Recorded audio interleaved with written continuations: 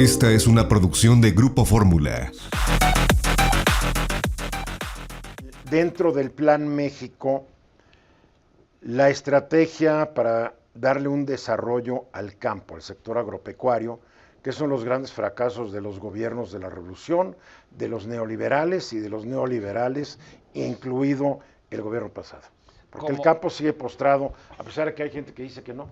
Entonces te dan los ejemplos de quienes exportan berries y exportan aguacates y limón, pero no te hablan del desastre que se está cayendo en la producción de maíz, por ejemplo, de frijol, y que tenemos que importar cada vez más cantidades, lo cual va en contra de la soberanía nacional. Digo, así nos dijeron, ¿no? Y que además hubo un fraude en Segalmex, el más grande, cuyo director general, pasado, Nacho Valle, fue arropado por el alita del papá Pollo, ¿no? Porque fue su primer jefe en los 70s. Por eso, ahí no puedes negar que es agradecido el llano, ¿no? La verdad. A ver, ¿por qué crees que aquí sí se va a poder? Partiendo de lo que ustedes comentaban de los qués y los cómos, me hace lógica pensar que una tecnificación del campo va a aumentar la producción y va a cuidar mejor el agua. Estamos hablando que en este país hay 6.2 millones de hectáreas en riego y que 5.8 son del llamado riego directo, canales, inundación, que ahí únicamente necesitas una bomba.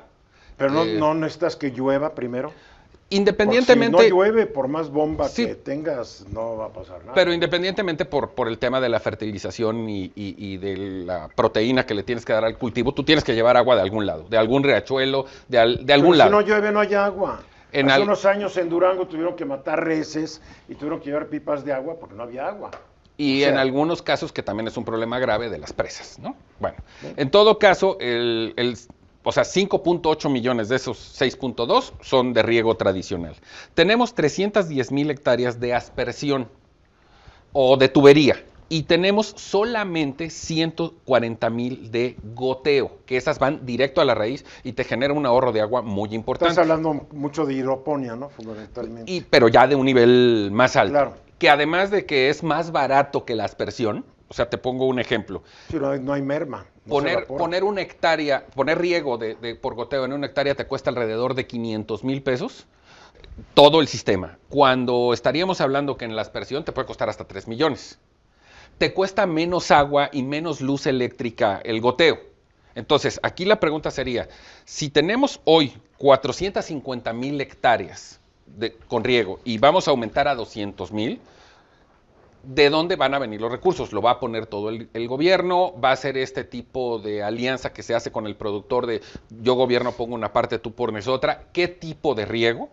Esas cosas habrá que reportearlas, me comprometo a investigar más al respecto, pero de entrada me parece una buena medida y mucho de lo que comentabas en el bloque anterior, alcanzable. O sea, esto sí tiene lógica, estaríamos hablando de un mucho mejor uso del agua, que va a ser un problema este año por las sequías, que como ya lo dijo, con agua, y aparte porque vas a aumentar la producción tanto para el mercado local como para las exportaciones. Me parece que es de lo que se anunció, de las buenas medidas. ¿No crees que es muy optimista, Guillermo, José Luis?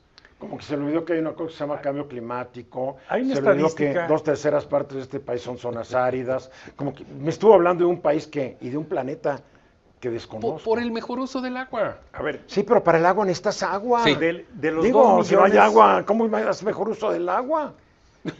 Para el mejor uso del agua, lo que yo he escuchado de otros expertos como Guillermo en temas agrícolas, es el de usar la fertirrigación para optimizar el tema del uso del agua. Sin embargo, creo que también hay que tomar conciencia que de todos los 2 millones de kilómetros cuadrados del territorio nacional, solo el 12% son cultivables, el 12% de la superficie del país. Esto significa que la única manera de incrementar la barrera de ese 12% es precisamente con la agricultura protegida, como la hidroponía, ¿no? Claro.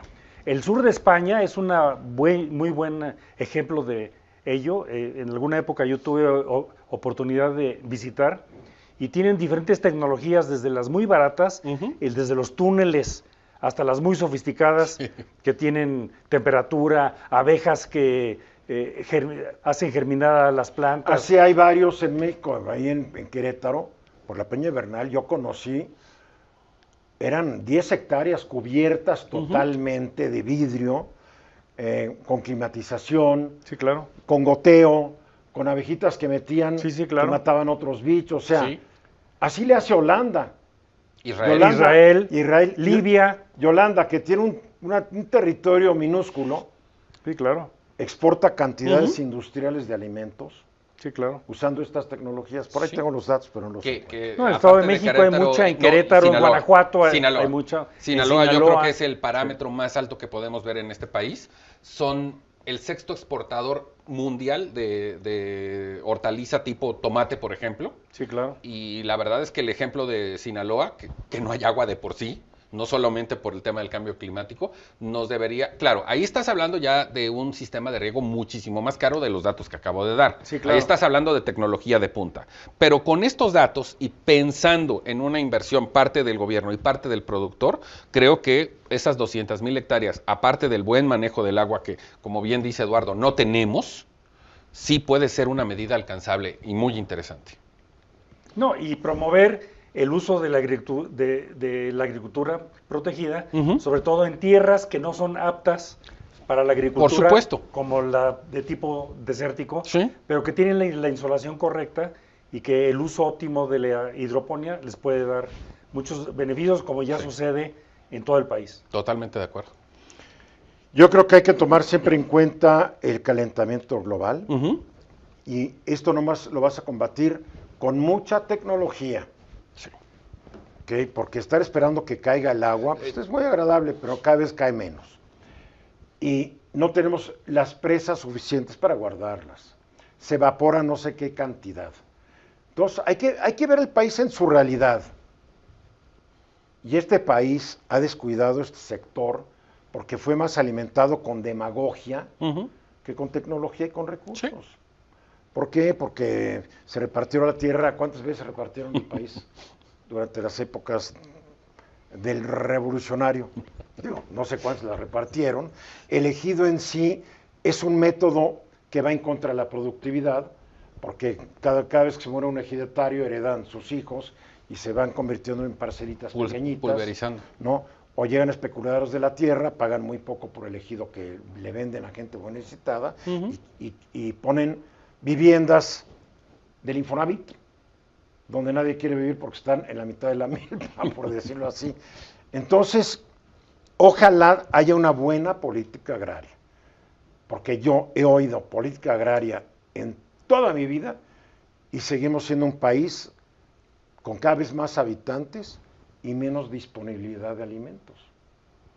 ¿Por qué? Porque pues, maneja por este país. Vas a seguir viendo una milpita y vas a seguir viendo un campesino con su arado tradicional.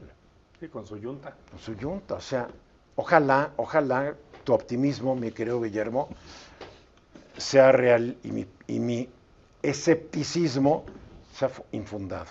Nada me gustaría más.